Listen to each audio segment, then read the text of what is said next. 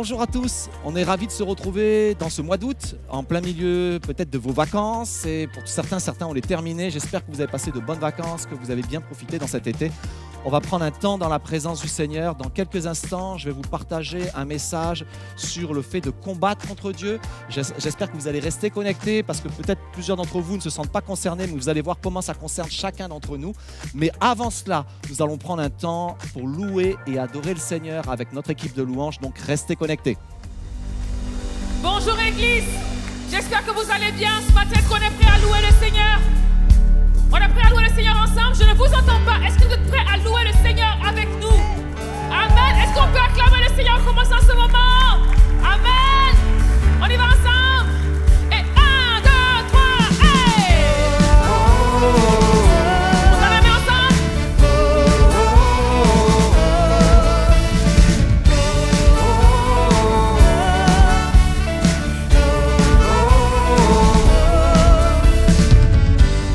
Un homme qui sauve, un nom qui restaure, un homme immortel,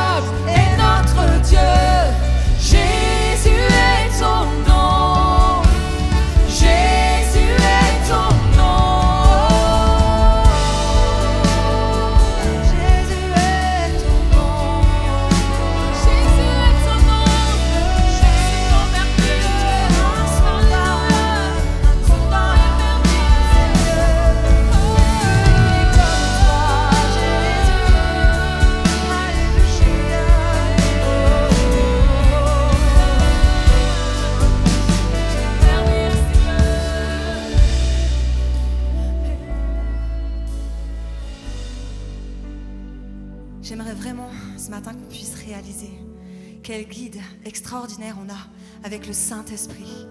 Il est celui qui nous permet de repousser nos limites, d'aller plus loin que ce qu'on pourrait oser imaginer. Il augmente notre foi. Alors on va l'inviter dans nos vies encore ce matin.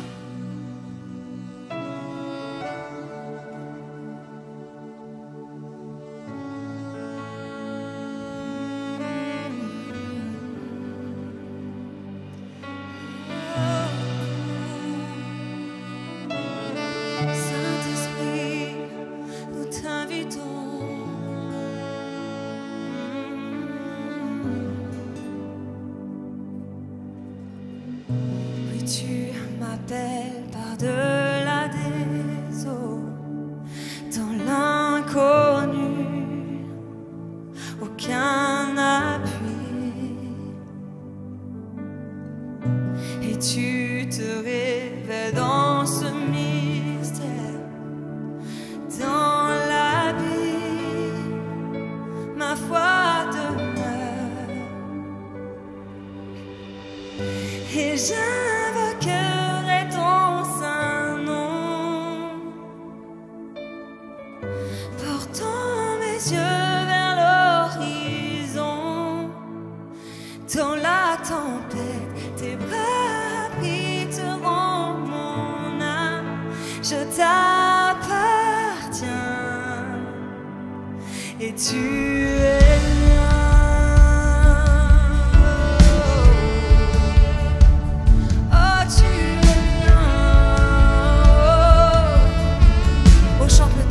Abonde. Ta grâce abonde dans les profondeurs. Ta main puissante me guidera. Quand mes pieds tremblent et la peur m'inonde, tu es présent, tu ne faillis pas. J'invoquerai ton saint nom, portant mes yeux vers l'horizon. Dans la tempête, tes bras habiteront mon âme. Je t'appartiens et tu es mien.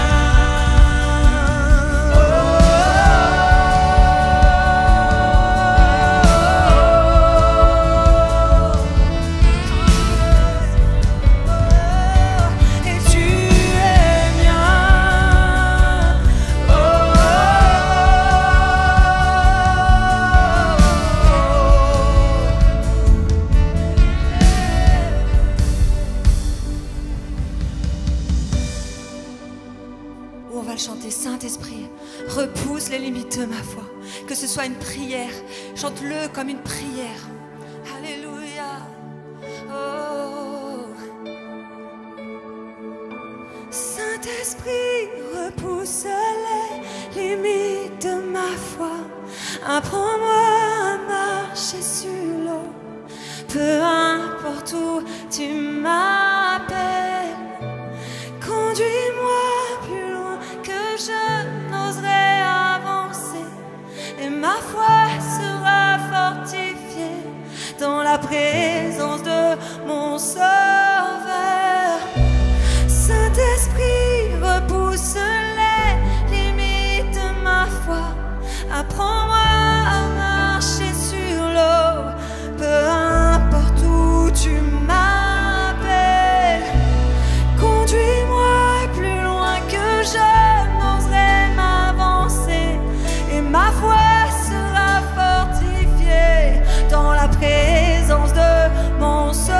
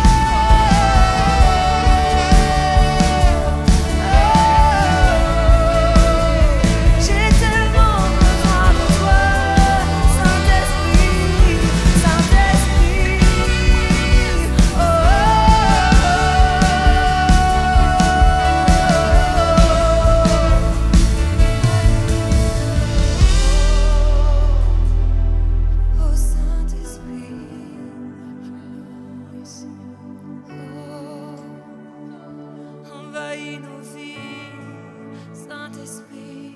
Oh.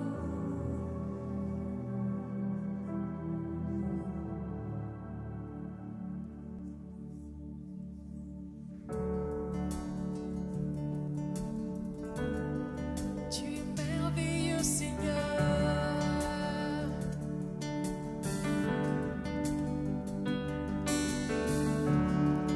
Quand les vents contraires soufflent dans ma vie, quand mon pas faiblit, Jésus, tu es là.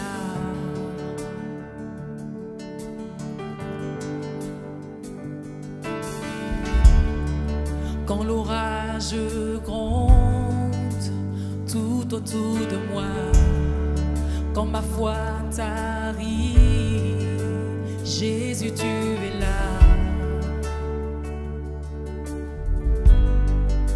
Je t'élève plus haut, au-dessus de toute circonstance.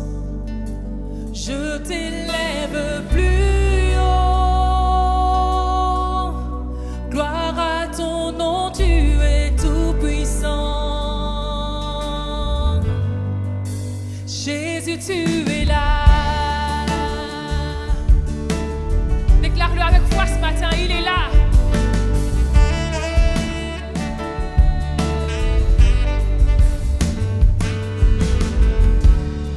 Jésus, ta présence, c'est la paix en moi.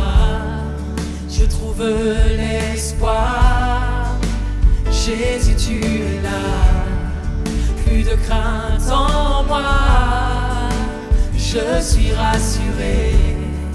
Je proclamerai.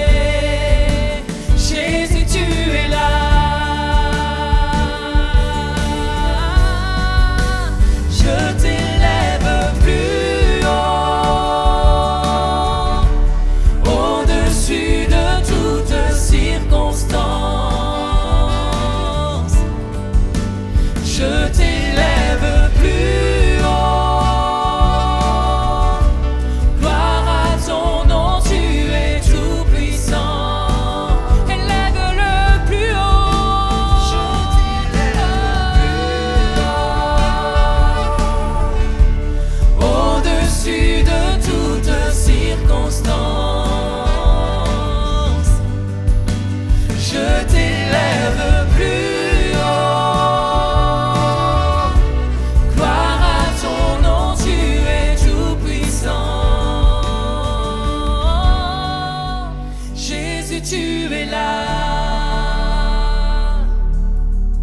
Ce matin, on va le déclarer avec foi. Jésus, tu es là. Et alors que tu le déclares, tu penses à ta situation, à tes circonstances, et tu vas réaliser qu'il est effectivement à tes côtés, agissant par son esprit. Amen. On va le déclarer ensemble. Alléluia. On y va, Église. Tu es là, tu es là, tu es là, tu es là, tu es là, tu es là, tu es là, tu es là, tu es là, tu es là, tu es là, tu es là, tu es là, tu es là, Jésus, tu es là. Déclare-le. Jésus, tu es là. Tu es fidèle. Oh, Jésus, tu es là.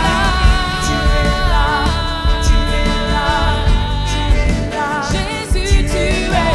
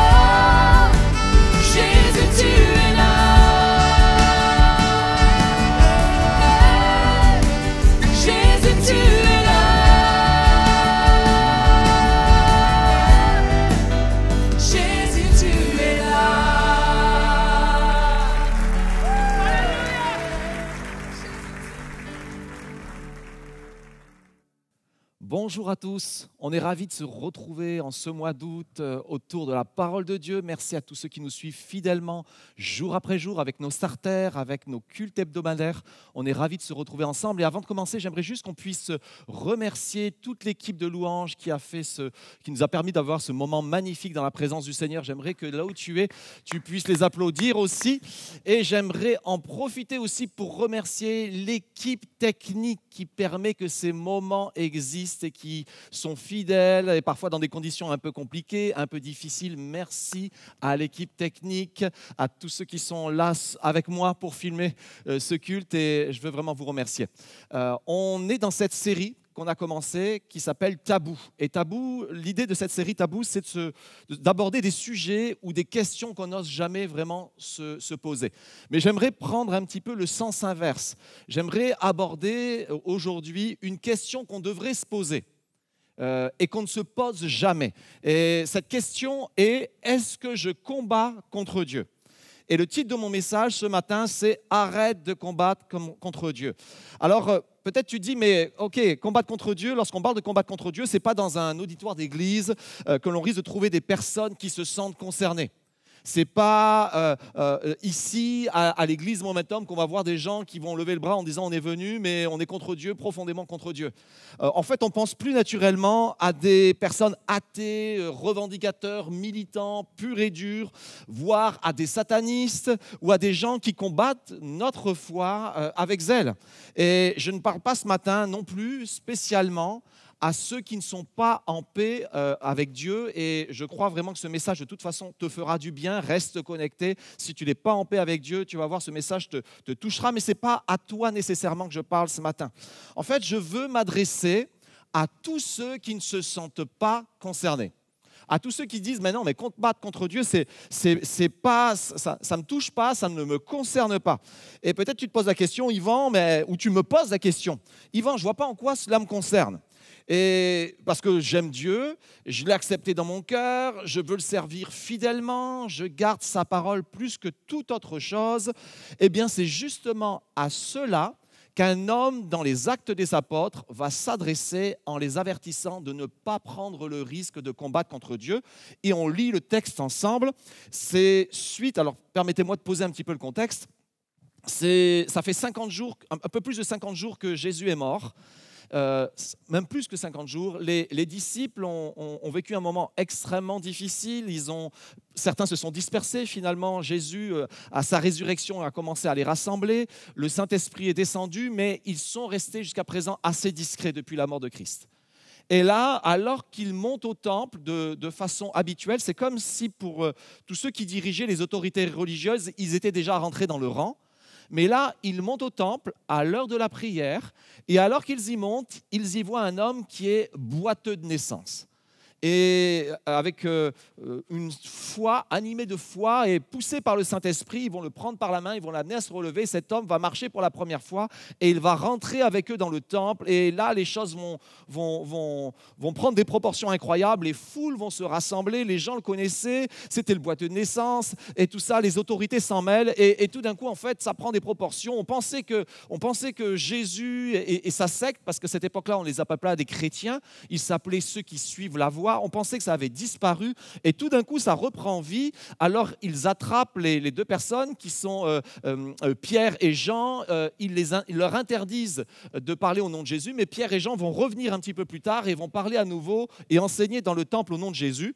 Et alors il y a cet homme, et enfin j'arrive, qui s'appelle Gamaliel, qui est un des hommes les plus estimés en Israël. Il fait partie de la famille de Hillel, qui est le rabbin le plus estimé, un des plus estimés dans l'histoire du judaïsme. Et voici ce qu'il va dire.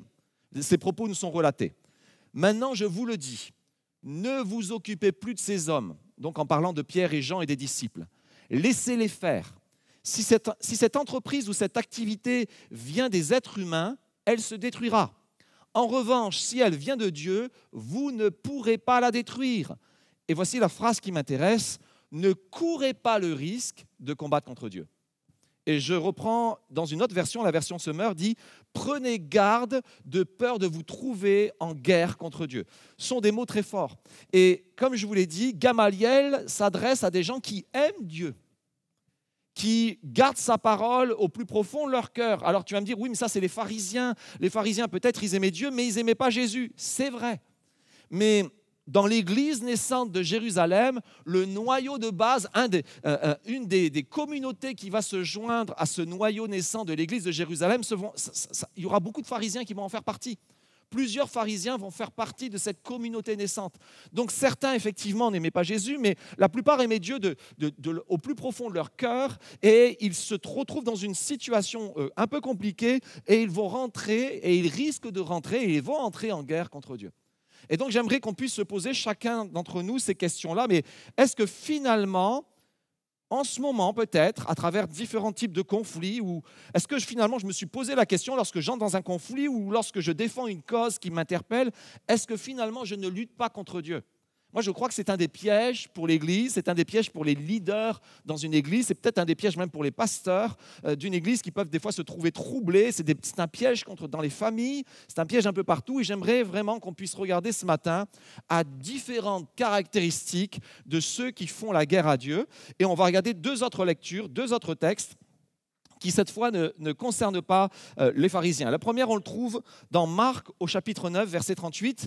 Il nous est dit, c'est Jean, un des disciples, qui parle à Jésus en lui disant « Maître, nous avons vu quelqu'un chasser des démons en ton nom, et nous l'en avons empêché parce qu'il ne nous suit pas. » Ne l'en empêchez pas, répondit Jésus, car personne ne peut faire un miracle en mon nom et aussitôt après dire du mal de moi. En effet, qui n'est pas contre nous est pour nous.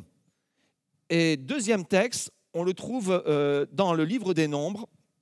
C'est Dieu qui a prévu de répandre son esprit sur 70 anciens. D'ailleurs, ils vont constituer le premier, ce qu'on appelle Sanhédrin, le premier tribunal ou homme d'influence dans la nation. C'est 70 qui gouvernaient le peuple. Et il a prévu de répandre son esprit. Mais ce qui s'est passé, c'est qu'il en manquait deux. Au rendez-vous, il y en a deux qui ne sont pas venus au rendez-vous, et là tout d'un coup il y a un jeune garçon, et voici le texte, un jeune garçon courut annoncer à Moïse, Eldad et Médad, les deux qui manquent, prophétisent dans le camp. Et Josué, fils de Nun, qui était au service de Moïse depuis sa jeunesse, prit la parole, Moïse, mon Seigneur, empêche-les-en. Et Moïse lui répondit, es-tu jaloux pour moi, si seulement tout le peuple de l'Éternel était composé de prophètes, si seulement l'Éternel mettait son esprit sur eux. Et j'aimerais regarder donc à ces caractéristiques par rapport à ces trois textes que l'on vient de voir. Le texte où les pharisiens essayent d'empêcher les disciples d'annoncer le message. Le texte où les disciples vont empêcher cet homme de chasser les démons au nom de Jésus. Et ce dernier texte où Josué veut demander à Moïse d'empêcher ces gens, ces deux hommes, de prophétiser au nom de l'Éternel. Alors on regarde, première caractéristique, c'est je suis plus préoccupé par le statu quo que par l'action du Saint-Esprit. Et cette perspective, c'est quoi ? C'est, en fait, il n'y avait pas de problème avant. Et tout d'un coup, il y a cette situation qui arrive, tout d'un coup, il y a ces personnes qui commencent à faire un petit peu n'importe quoi, et alors là, il y a un problème. Mais avant, il n'y avait pas de problème. Donc le problème, ce n'est pas moi, le problème, c'est l'autre. Tout allait bien avant. Je ne sais pas vous, mais me concernant, avant de me marier, je me disputais quasiment jamais. J'étais avec des amis, tout se passait bien, je n'étais pas colérique ou quoi que ce soit, tout allait bien. Puis je me marie avec mon épouse chérie et tout d'un coup, je commence à avoir des discussions animées, on va dire, des disputes, des prises de tête parce que je ne suis pas d'accord, elle n'est pas d'accord. Et moi, dans ma tête, c'est mais avant, je ne me disputais pas. Donc maintenant que je suis marié et que je me dispute, c'est que c'est Solange le problème, c'est mon épouse le problème. Et finalement, est-ce que ça ne serait pas moi le problème ? Est-ce que ça ne serait pas moi qui suis plus préoccupé par le statu quo de mes convictions, de ma manière de faire, que par ce que Dieu est en train de faire ? Et c'est ce qui va se passer. Comme je vous l'ai dit, avant que les apôtres se mettent à faire cette guérison, tout était redevenu normal. Pour les pharisiens, ça y est, l'histoire est terminée, Jésus est mort, les pharisiens, les disciples continuaient à retourner au temple, tout allait bien. Donc finalement, le problème, ce n'est pas nous, le problème, c'est eux. Pour Josué, le problème, c'est que ces deux hommes, ils n'étaient pas au rendez-vous. Ils auraient dû être avec nous. Donc, s'ils n'étaient pas au rendez-vous, ils ont manqué le rendez-vous. Donc, le problème, c'est eux. Avant eux, tout allait bien. Ils n'étaient pas avec nous, ça allait bien. Mais maintenant, ils se mettent à prophétiser dans le camp, il y a un problème. Et pour les disciples, par rapport à cet homme qui chasse les démons, eh ben c'est, il chasse les démons en ton nom, mais qui lui a demandé de le faire? Personne ne lui a demandé de le faire. Nous, on le fait parce que tu nous as dit de le faire. On le fait parce qu'un jour, tu as posé les mains sur nous et tu nous as envoyés. Mais lui, qui c'est qui l'a envoyé? C'est nous qui avions le monopole. Première caractéristique, donc, je suis plus préoccupé par le statu quo que par l'action du Saint-Esprit. Deuxième caractéristique, le fait que d'autres fassent la même chose que moi, ou que moi et mes amis, sans être avec moi, ou sans être avec moi et mes amis, me dérange profondément. Et c'est quoi? C'est cette réalité où, quand le changement fait peur, ou en tout cas quand la concurrence fait peur, et je crains de perdre ma position et mon influence. Et on peut voir un petit peu dans ces textes, justement, que ces hommes vont dire, les pharisiens vont dire et vont commander aux disciples, ils leur avaient dit, on vous avait interdit d'enseigner en ce nom-là. Et vous avez rempli Jérusalem de cet enseignement. Vous voudriez faire retomber sur nous le sang de cet homme. C'est ce qu'ils disent à Pierre et à Jean. On vous avait interdit et vous avez continué. Et là, du coup, maintenant, on est en difficulté, on perd de notre influence, les gens viennent vers vous, ce n'est pas normal. En fait, ceux qu'ils combattent, quand tu te mets à combattre contre Dieu, ceux qu'ils combattent s'adressent directement au peuple sans passer par eux. Et ça pose un souci. Souvent, on croit qu'on a le monopole de la parole de Dieu. Et c'est très présomptueux de croire qu'on est les seuls croyants sur terre. Moi, pendant des années, j'ai cru que dans mon église, ou en tout cas dans ma famille d'église, on était les seuls croyants sur terre. Parce qu'on n'avait pas de contact avec les autres, parce qu'on ne connaissait pas ce que les autres églises faisaient, ce que les autres mouvements faisaient, jusqu'à ce qu'un jour, dans mon travail, je rencontre quelqu'un qui chantait quasiment les mêmes chants que moi, qui témoignait mieux que moi, qui avait vécu des expériences extraordinaires, mais il n'appartenait pas à ma famille d'église. Et ça m'a profondément troublé en disant, comment ça se fait? Il existe d'autres personnes. Parce que dans ma conception, c'était juste nous.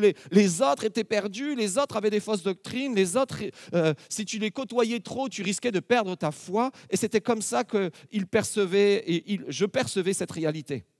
Pour Josué, lui, ce qui le dérangeait, c'est qu'entre eux, donc les 68 plus Moïse plus Josué, ils étaient en train de prophétiser dans la tente, là où Dieu leur avait donné rendez-vous. Mais les deux autres étaient en train de prophétiser dans le camp, auprès du peuple. Et c'est comme si Josué était dérangé, il dit, mais comment ça se fait? Non seulement ils ne sont pas avec nous, mais en plus ils font les choses dans le camp, au milieu du peuple, et ça, ce n'est pas normal, ils vont avoir une mauvaise influence. Et Moïse, lui, la Bible nous dit que c'était un prophète, et il avait compris quelque chose. En fait, il avait compris la Pentecôte avant qu'elle arrive plusieurs milliers d'années plus tôt. Moïse va donner cette parole en disant « Puisse tout le peuple de l'Éternel être des prophètes. » Et l'Éternel répand son esprit sur eux. Il était en train de dire « Voici le désir de Dieu. » Et des fois, parfois, on dit « Ben non, il n'y a que nous qui pouvons prier pour les malades, il n'y a que nous qui pouvons témoigner, il n'y a que nous qui pouvons faire cela. » Puis Dieu suscite du milieu de son peuple des gens peut-être que l'on ne connaît pas et qui commencent à faire une œuvre qui nous dépasse, qui nous surprend, qui est celle que l'on fait, mais ils la font différemment. Et ça peut peut-être nous déranger et on peut peut-être vouloir rentrer en combat contre eux. Et cette réalité, on a besoin de la confronter. Alors, c'est vrai dans cette réalité spirituelle, mais c'est vrai aussi dans la réalité de tous les jours. Imagine, tu es un commerçant, et ton travail, ce n'est pas simple, tu vis des difficultés en ce moment dans le milieu de ton travail, il y a de la concurrence sur Internet, puis tout d'un coup, tu vois arriver dans la même rue où tu travailles, dans la même rue où tu as ton magasin, un concurrent qui vient s'installer. Et lui, parce qu'il s'installe, il déploie la grosse artillerie, le magasin est magnifique, tous les produits sont bien rangés, il fait une belle publicité.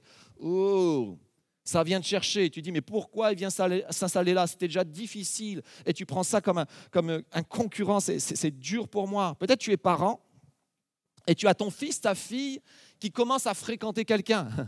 Et ça devient de plus en plus sérieux.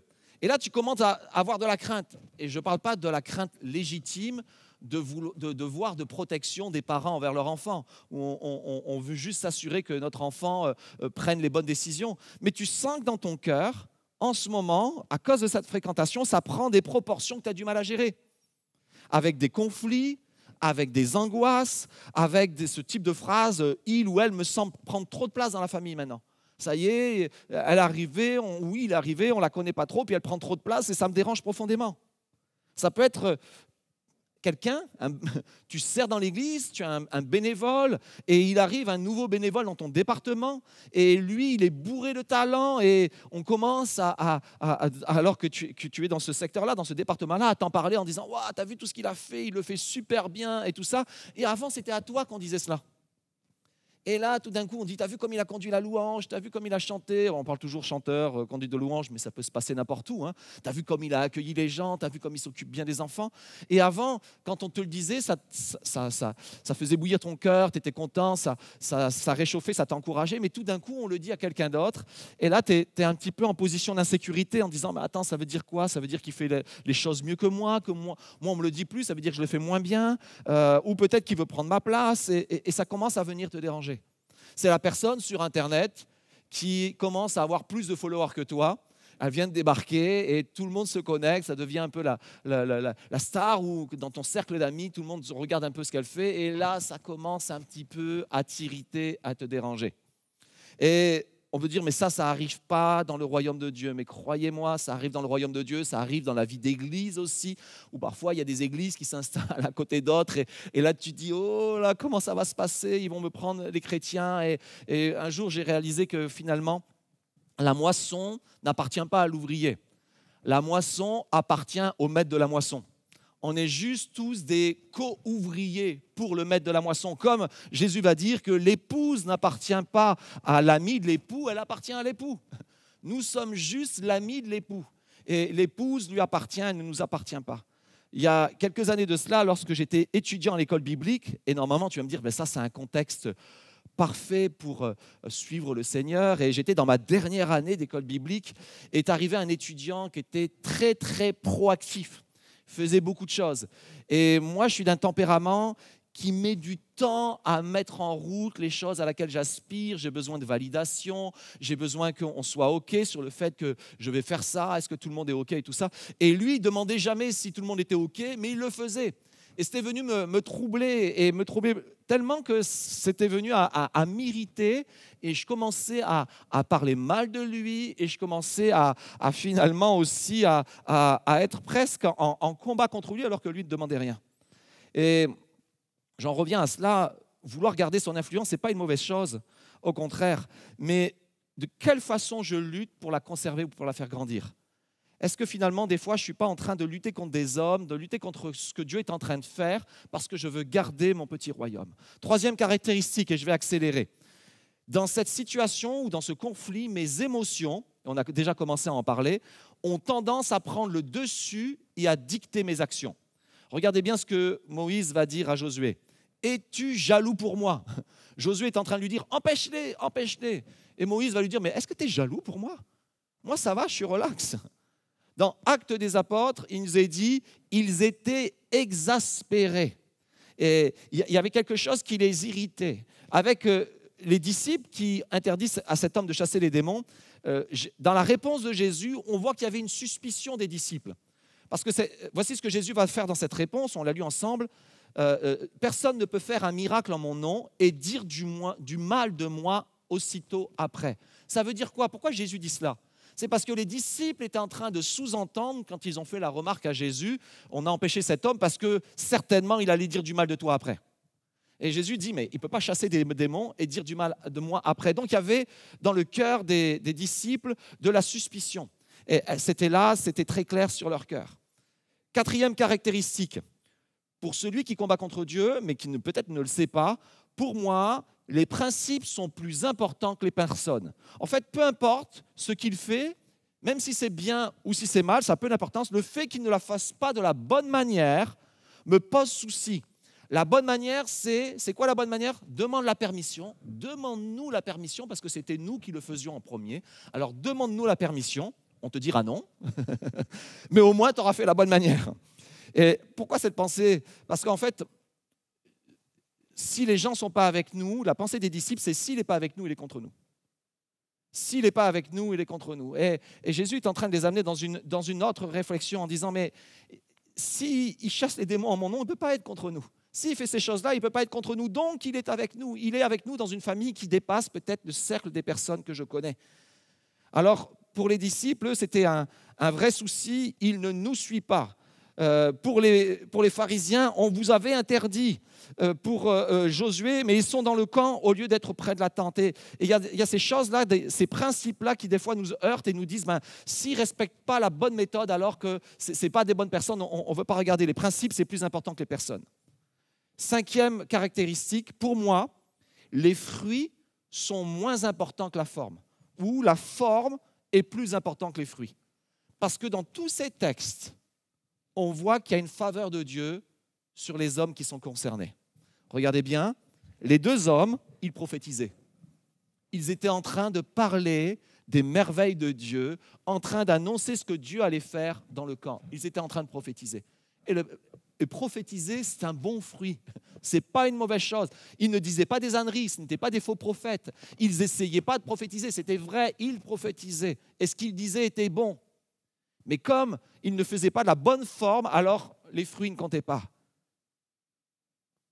Pour les disciples, enfin pour les apôtres, il nous est dit qu'il était manifeste, parce que c'est même les pharisiens qui vont dire cela. Il est manifeste pour tous les habitants de Jérusalem qu'un miracle notoire a été accompli par eux. Nous ne pouvons pas le nier. Mais comme ils ne nous ont pas demandé la permission, comme ils n'ont pas obéi parce qu'on leur avait dit stop, arrêtez d'enseigner ou de prier au nom de Jésus, alors même si le miracle est extraordinaire, il ne vaut rien parce qu'on leur avait dit non. Pour les disciples, cet homme chasse les démons. Il ne nous a pas dit il essayait de chasser les démons, mais les démons restaient. Non, il chasse vraiment les démons. Les gens sont délivrés, les gens sont libérés. Mais ça a peu d'importance parce qu'il n'est pas avec nous, alors on l'en empêche.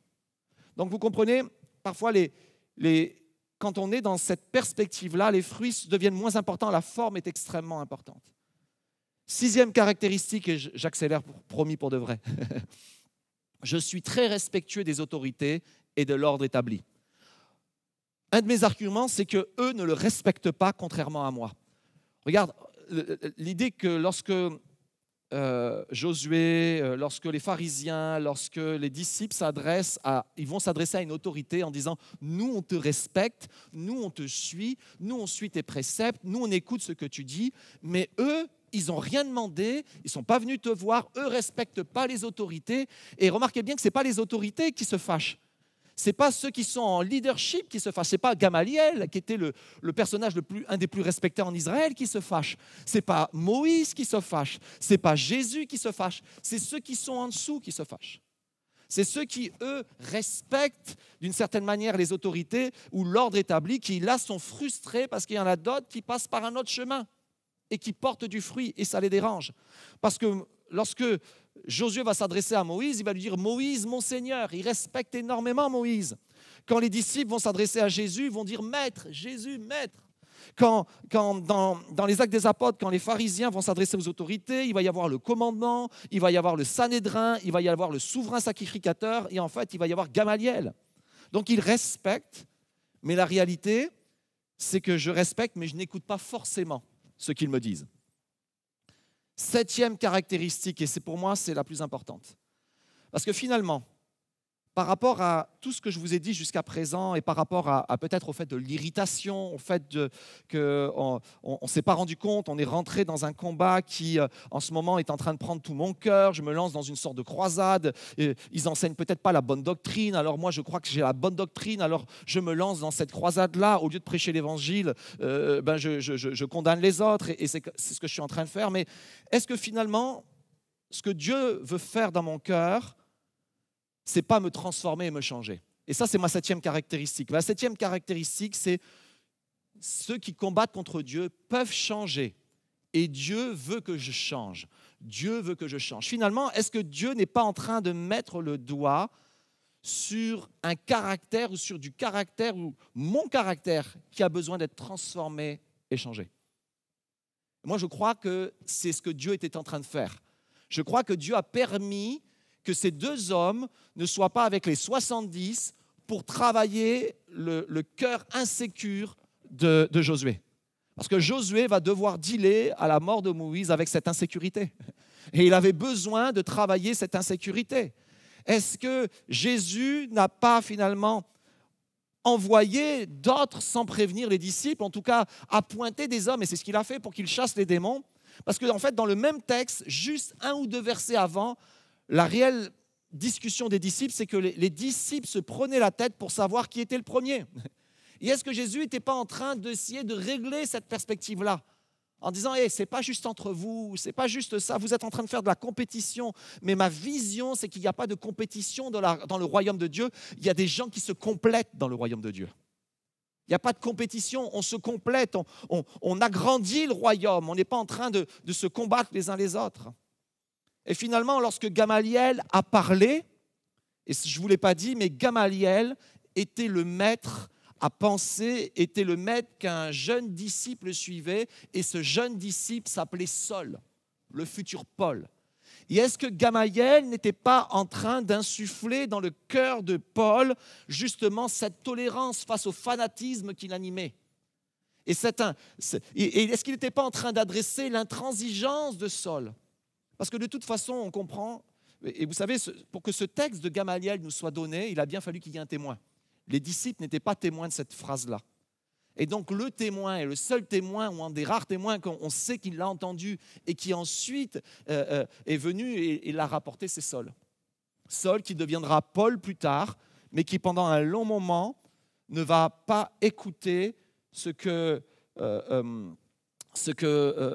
Gamaliel lui avait dicté. Tout ça pour vous dire que lorsque nous vivons cette situation d'insécurité dans nos cœurs, lorsque nous vivons cette situation où il y a comme une intransigeance qui prend place, on entre dans un combat, notre caractère est exacerbé, on a l'impression qu'on perd de notre leadership, mais en fait, Dieu est en train de travailler nos cœurs. Dieu est en train de faire une œuvre en nous. Dieu est en train de faire une œuvre en nous et il ne veut pas que l'on combatte contre cette œuvre qu'il est en train de faire en nous. Peut-être justement cette proportion et toute cette proportion qui prend place autour de toi, c'est parce que le fait que tu combats et que tu résistes à ce que Dieu est en train de faire. Et je termine par un dernier point, parce que comme tous les pasteurs, on dit qu'il y a un dernier point, mais en fait, ce n'est jamais le dernier. Et cette fois, c'est le dernier. Mais en conclusion, aussi, j'aimerais parler à tous ceux à qui on fait la guerre en ce moment. Peut-être c'est à toi qu'on fait la guerre. Ce n'est pas toi qui fais la guerre, toi tu n'as rien demandé, mais tout d'un coup il y a la guerre dans ta famille, il y a la guerre dans ton travail, il y a la guerre dans tes relations, les gens t'en veulent, ils te prêtent de mauvaises intentions, ils te disent que tu es en train de leur prendre leur place, que tu fais des choses qui ne sont pas correctes et tu te demandes comment réagir et David va vivre cela et il va vivre la tentation de se faire justice. Moi, ça m'est arrivé tellement de fois depuis que je suis sur Internet et ça fait un petit moment que j'y suis, sur Facebook ou autre chose, d'avoir des posts qui sont désobligeants. D'avoir des gens qui t'écrivent, qui te poignardent à travers des posts, qui te disent, et si tu as par le malheur de répondre un tout petit peu, oh, ça prend des proportions pas possibles. Et des fois, je vous confesse, j'avais vraiment envie de leur rentrer dedans. J'avais vraiment envie de faire un méga post et leur dire voici toutes les choses pour lesquelles ce que tu racontes, c'est n'importe quoi. Et c'est des choses qui viennent te chercher. Tu as envie de te faire justice toi-même. Il y a quelqu'un qui dit du mal de toi et là, tu as envie de taper fort pour lui montrer justement qu'il ne faut pas le faire. Et David va vivre un temps comme cela, un temps extrêmement difficile où son fils a usé de son influence pour détourner le peuple de David et l'amener à lui.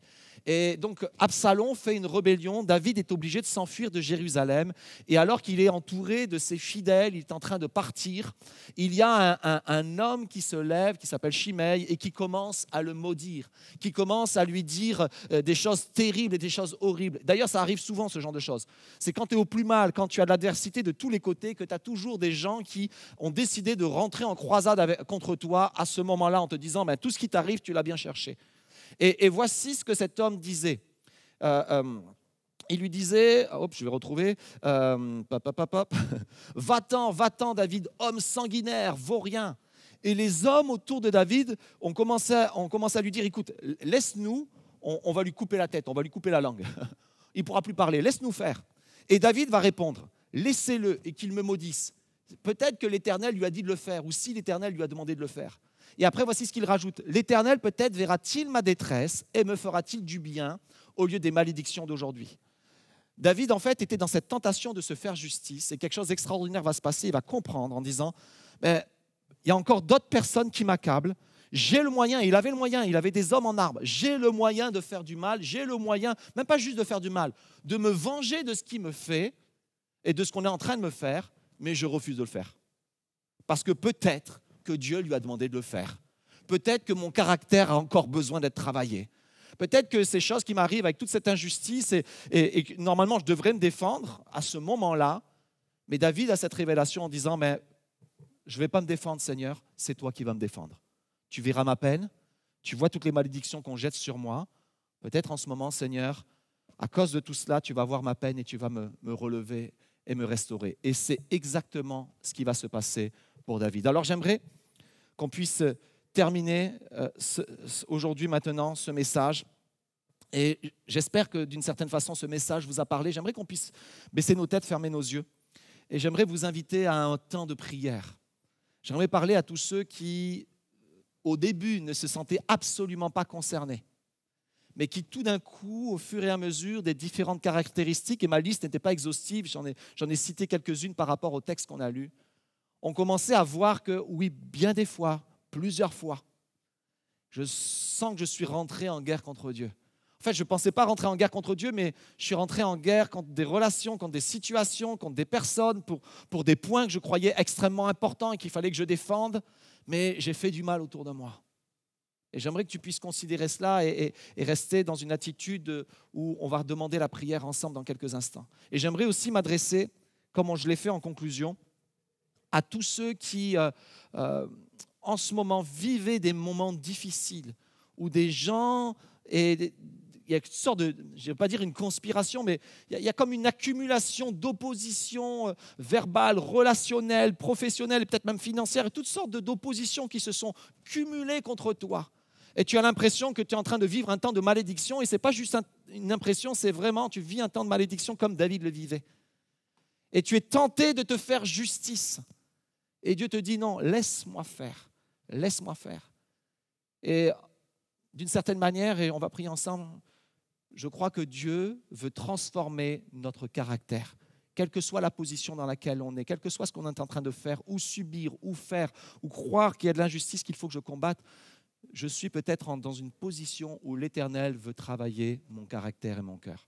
Alors Seigneur, je te prie pour tous ces bien-aimés qui ont été connectés aujourd'hui, qui ont écouté et regardé ce message.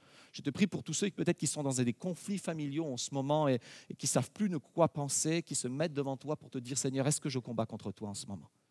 Je te prie que tu les fortifies, je te prie que tu parles au cœur. Je te prie, Saint-Esprit, qu'en ce moment même, alors que nous prions, que plusieurs cœurs soient convaincus de péché, Seigneur.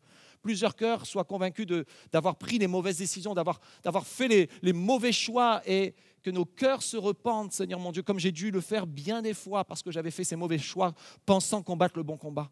Seigneur, je te prie pour ces bien-aimés, je te prie pour de la consolation, je te prie pour de pardon, je te prie pour des convictions, je te prie pour de la restauration et je te prie pour tous ceux qui vivent l'injustice. Seigneur mon Dieu, je te prie que tu sois à leur côté, que tu sois à leur justice, qu'ils puissent entendre du ciel ta bénédiction sur leur vie. Merci parce que je le sais, je le vois et je l'ai tellement vu dans ma vie et nous avons pu le voir à travers ces 3 textes pour Josué, pour les disciples et pour Paul, comment toi tu les as pris dans leur folie, dans leurs erreurs et tu les as rétablis, tu les as élevés.